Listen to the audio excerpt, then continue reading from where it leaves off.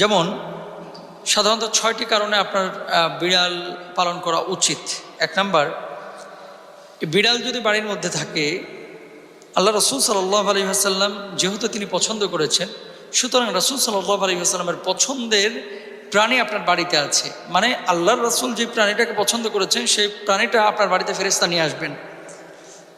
দ্বিতীয়ত, নবীজি সাল্লাল্লাহু আলাইহি ওয়াসাল্লাম যেহেতু পছন্দ করেছেন, আল্লাহর নবী যা পছন্দ করেছেন সেটা কিন্তু আল্লাহ পছন্দ করেন, তাহলে আপনাকেও সেটা পছন্দ করা উচিত। 3 নাম্বার, আল্লাহ রসুল সাল্লাল্লাহু আলাইহি ওয়াসাল্লাম ভালোবেসেছেন, তার মানে বিড়ালকে ভালোবাসা এটা সুন্নাহ। যদি আপনি বিড়াল ঘরের মধ্যে রাখেন, একটা সুন্নাহ পালন হবে।